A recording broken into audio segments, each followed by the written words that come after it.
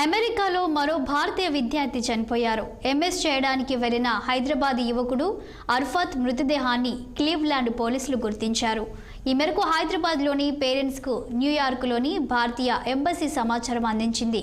అర్ఫాత్ కుటుంబ సభ్యులకు సంతాపం తెలుపుతూ ట్వీట్ చేసింది. ఈ అనుమానాస్పద మరణంపై పోలీసులు దర్యాప్తు చేస్తున్నారని, వారితో నిత్యం టచ్లో ఉంటామని ఎంబసీ అధికారులు పేర్కొన్నారు. కాగా అర్ఫాత్ మరణంతో అమెరికాలో చనిపోయిన మన విద్యార్థుల సంఖ్య 11కు చేరింది.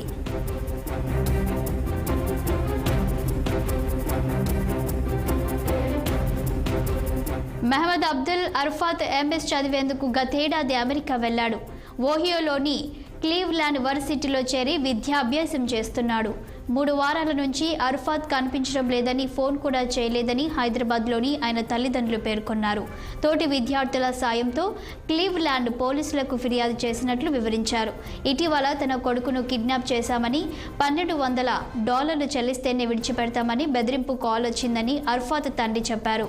ఈ విషయాన్ని న్యూయార్క్లోని భారత రాయబార కార్యాలయం దృష్టికి తీసుకెళ్లామని తెలిపారు.